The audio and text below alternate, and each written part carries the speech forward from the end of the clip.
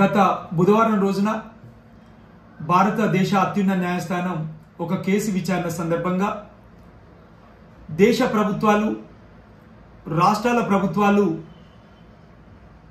పేద ప్రజలకు ఇస్తున్న ఉచిత పథకాల వల్ల ప్రజలు పనిచేయలేని స్థితికి వచ్చారు అని చెప్పేసి వ్యాఖ్యానించడాన్ని దేశ పీడిత ప్రజల సన్నిహిత మిత్రులకు మేధావులకు ప్రజాస్వామికవాదులకు న్యాయవాదులకు కార్మికులకు కర్షకులకు దిగ్భ్రాంతి కలిగించింది. స్వాతంత్రం వచ్చిన 75 సంవత్సరాల తర్వాత ఇవాళ మెజార్టీ ప్రజలు కూడు గూడు గుడ్డ లేకుండా తమ జీవన ప్రమాణాలు పెరగకుండా ఎందుకున్నారనే విషయాన్ని కూడా ఇవాళ సమాజం ముందున్న ప్రశ్న. ప్రపంచంలోనే పేదరిక దేశాల్లోపట భారతదేశం కూడా ఒక అగ్రభాగాన నిలబడుతున్న విషయం మనం అందరం చూస్తూ ఉన్నాం. పేదరిక సూచి ప్రపంచ దేశాల్లోపట భారతదేశ పేదరిక సూచి అగ్రభాగాన నిలబడుతుంది అనే విషయాన్ని ఇవాళ ప్రపంచ ప్రజలు కూడా గమనిస్తూ ఉన్నారు. రాజ్యాంగం అమలైన తర్వాత నేటి వరకు ప్రాథమిక హక్కుల విషయం అయితేనేమి, ప్రిన్సిపల్స్ ఆఫ్ స్టేట్ డైరెక్టివ్ పాలసీకి సంబంధించిన విషయం అయితేనేమి, ఈక్వల్ వర్క్ టు ఈక్వల్ పేకి సంబంధించిన విషయం అయితేనేమి, మినిమం వేజెస్ కు సంబంధించిన విషయం అయితేనేమి, లివింగ్ వేజెస్ కండిషన్స్ కు సంబంధించిన విషయం అయితేనేమి, ఈ ఒక్క విషయాన్ని కూడా ఇవాళ భారతదేశ ప్రభుత్వాలు పరిష్కరించలేకపోయినాయి. స్వాతంత్రం వచ్చిన 75 సంవత్సరాల తర్వాత కుబేర్లు మరింత కుబేర్లుగా మారినరు, పేదరికం మరింత పేదరికంలోకి నెట్టబడ్డారు. ఇవాళ దేశంలోని 120 కోట్ల మంది ప్రజల్లో దాదాపు 70% మంది ప్రజలు ఒక 2 పూటల కూడా కనీస న్యూట్రిషన్ ఫుడ్ తీసుకోలేని పరిస్థితి ఏర్పడ్డది అని అంటే అది ఈ దేశ ప్రభుత్వాల యొక్క రాజ్యాంగ అమల్లో విఫలం కాదా అని చెప్పేసి ఇవాళ సమాజం ముందున్న ప్రశ్నగా మిగిలిపోయింది. ఒకవైపు దేశ కార్మికులు దశాబ్దాల తరబడి తమ రక్త మాంసాలతో కూడుపెట్టుకున్న దాదాపు 270-280 ప్రభుత్వ రంగ సంస్థలు 1995 తర్వాత ఒకటి ప్రైవేటైజేషన్ అవుతూ మొత్తంగా అవి బడా పెట్టుబడిదారులు బహుళ సంస్థలలోకి చేతుల్లోకి పోతున్నప్పుడు సుప్రీంకోర్టు ముందు ఆ పరిశ్రమలను జాతీయకరణ చేసిన తర్వాత ప్రభుత్వ రంగంలో కొనసాగుతూ ఉన్నాయి.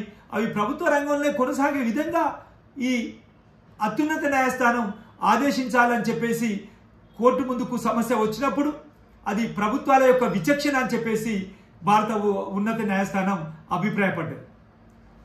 ఇవాళ రాజ్యాంగం యొక్క ఫలాలు 70 సంవత్సరాల తర్వాత పీడిత ప్రజలకు అందడం లేదు అని అంటే ఈ ప్రభుత్వాల యొక్క నిర్లక్ష్యం కాదా? రాజ్యాంగ అమల్లోపట వాళ్ళు అనుసరిస్తున్న ఒక వివక్షపూరితమైన వైఖరి కాదా? దీన్ని ప్రజలు ప్రజాస్వామికవాదులు పీడిత ప్రజల సన్నిహితులు అందరూ కూడా గమనించవలసిన విషయంగా ఉన్నది.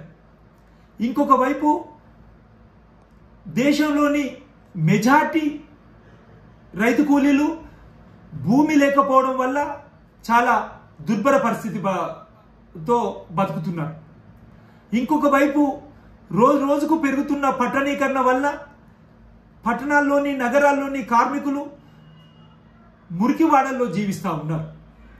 కనీస వేతనాలు అందకపోవడం వల్ల equal work to equal pay అందకపోవడం వల్ల అదేవిధంగా విద్య వైద్యం ఉచితంగా ప్రాథమిక హక్కుల్లోపట ఆల్రెడీ పొందుపరిచినా కూడా వాళ్ళకి అందకపోవడం వల్ల ఒక దౌర్భాగ్య పరిస్థితికి 70 కోట్ల మంది ప్రజలు నెట్టివేయబడ్డారు.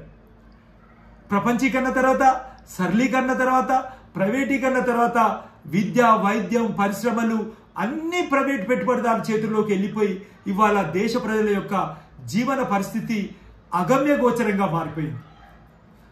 ప్రతి 5 సంవత్సరాలకు ఒకసారి వస్తున్న ఎన్నికల లోపట వివిధ ప్రభుత్వాలు తమ పార్టీని అధికారంలోకి తీసుకొస్తే ప్రభుత్వ రంగంలో కోట్లాది ఉద్యోగాలు కల్పిస్తామని చెప్పేసి ప్రజలకు హామీ ఇస్తూ ఉన్నాయి. అందులో కనీసం 1% కూడా అమలు చేయలేని పరిస్థితి ఉంది. ఇది అమలు చేయలేడం లేదు, వాళ్ళు ఇచ్చిన హామీలు పూర్తిగా తుంగలో తొక్కుతున్నారు అని చెప్పేసి న్యాయస్థానాల ముందుకు పోతే ఇటువంటి పిటిషన్లు విచారణకు స్వీకరించబడవు అని చెప్పేసి కొట్టవేయబడుతున్న పరిస్థితి ఒకవైపు. రెండో వైపు కనీస వేతనాలు, సమాన పనికి సమాన వేతనం, ఫెయిర్ వేజ్ కావాలని కొట్లాడితే సంవత్సరాల తరబడి ప్రభుత్వాలు వాటిని పరిష్కరించలేకపోవడం, అదేవిధంగా న్యాయస్థానాలు కూడా ఆ పిటిషన్లను సత్వరమే పరిష్కరించకపోవడం వల్ల ప్రజల యొక్క జీవన పరిస్థితులు రోజు రోజుకు దిగజారిపోతూ ఉన్నాయి. జీవన ప్రమాణాలు రోజు రోజుకు దిగజారిపోతూ ఉన్నాయి. ఇవాళ సంక్షేమ పథకాలు కేవలం కాగితాలకే పరిమితమైంది వాస్తవం.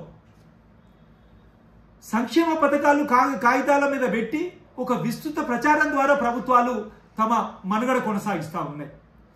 అట్టడుగున ఉన్న పేద ప్రజానీకానికి ఆ పథకాలు అందకపోవడం వల్లనే ఇవాళ ఉత్తర దక్షిణ మధ్య భారతదేశం లోపల పేదరికం పెచ్చరిల్లిపోతూ ఉన్నాయి. ఫలితంగా నిరుద్యోగులు 2 పూటలు కూడా కనీసం తిండి లేని పరిస్థితి ఉన్నది. దాదాపు కోట్ల మంది ప్రజలకు గూడు లేని పరిస్థితి ఉన్నది. కోట్లాది మంది ప్రజలకు కనీసం వేసుకోవడానికి బట్టలు లేని పరిస్థితి ఉంది. ఈ పరిస్థితి ఎప్పుడుంది? స్వాతంత్రం వచ్చిన 75 సంవత్సరాల తర్వాత ఉంది. రాజ్యాంగాన్ని అమలు చేసిన 75 సంవత్సరాల తర్వాత ఉంది.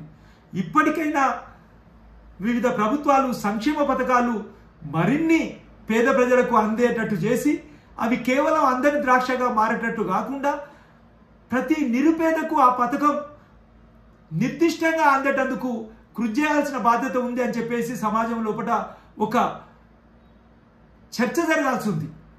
అదేవిధంగా అటువైపు ప్రభుత్వాల ప్రజలు నిరంతరం పోరాడవలసి ఉంది.